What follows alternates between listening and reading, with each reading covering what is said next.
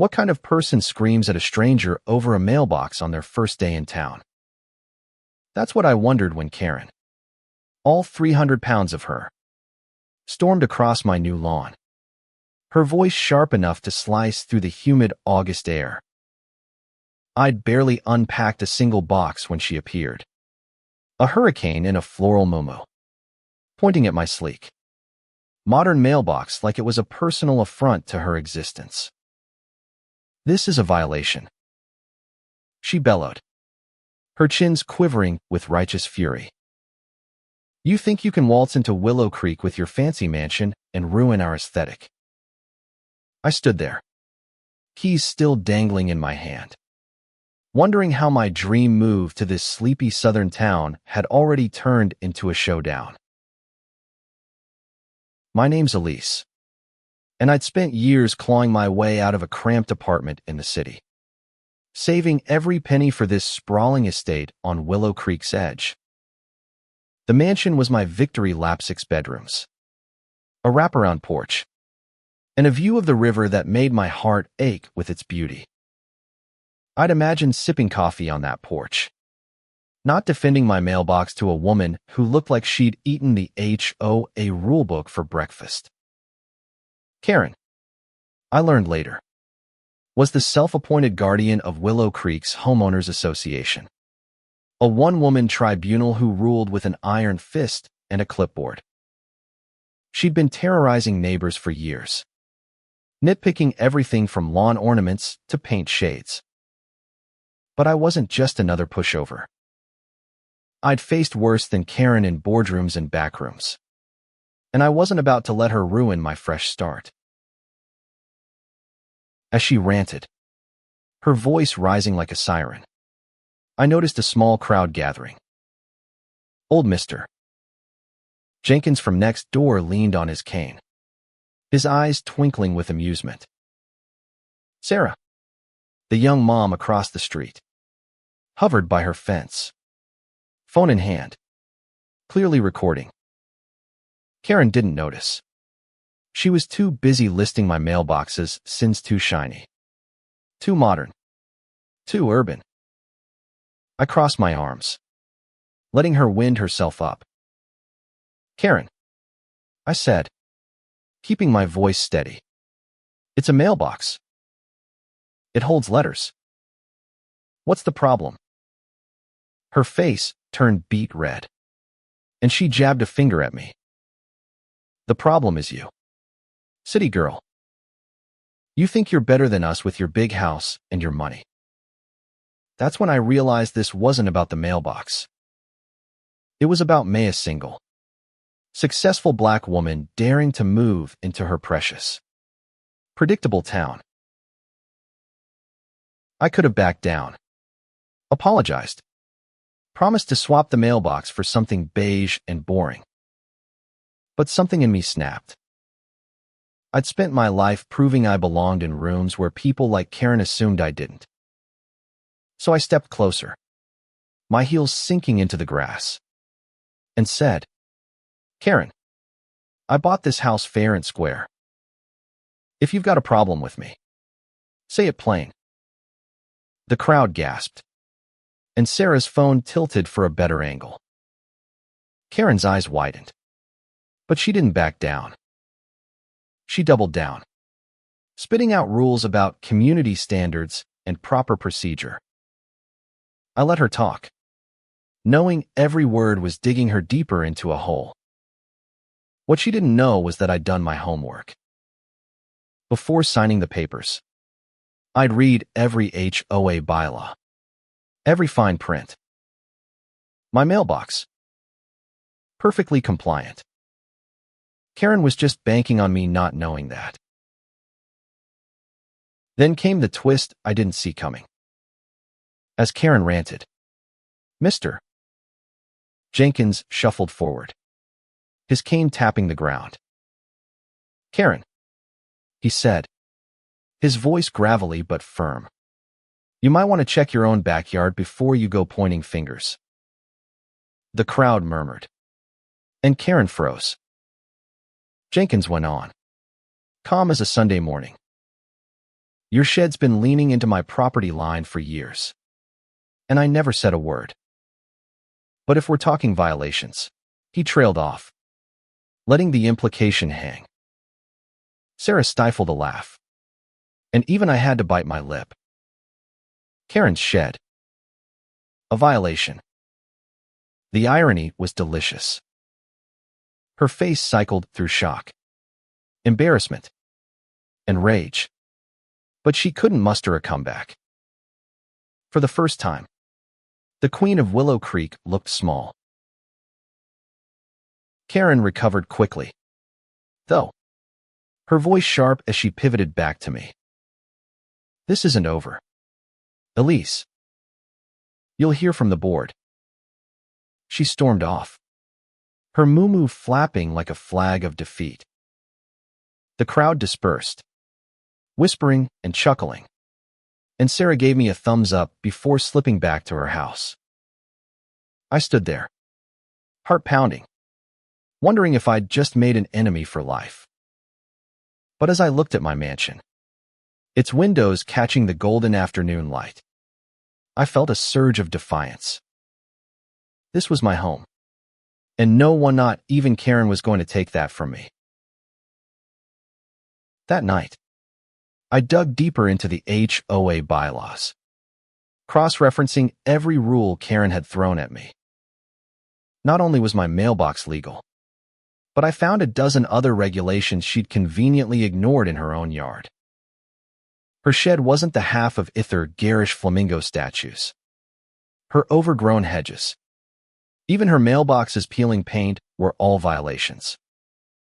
I started drafting a letter to the HOA board, polite but pointed, listing every infraction with page numbers from the rulebook. If Karen wanted a fight, I'd give her one, but I'd do it by the book.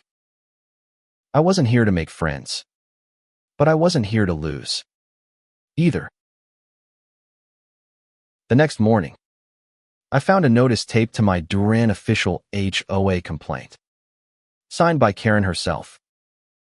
It cited my mailbox, my disruptive presence, and even my car's excessive shine. I laughed out loud. Excessive shine. She was grasping at straws now. But as I read the notice, I realized this was bigger than me. Karen had been bullying this town for years, and no one had stood up to her. Not Mr. Jenkins, who'd grumbled but never filed a complaint. Not Sarah, who'd recorded but never spoken out. I wasn't just fighting for my mailbox. I was fighting for everyone who'd ever felt Karen's wrath. I spent the day gathering evidence. I snapped photos of Karen's yard, her shed leaning precariously into Jenkins' property, her flamingos screaming bad taste. I knocked on doors, asking neighbors if they'd had run-ins with her. The stories poured out, Karen finding a widow for her rose bushes, Karen threatening a veteran over his flagpole, Karen scolding a kid for chalk drawings on the sidewalk. By dusk, I had a folder thick with complaints, each one a brick in the wall I was building. The HOA board meeting was in 3 days, and I was going to walk in armed.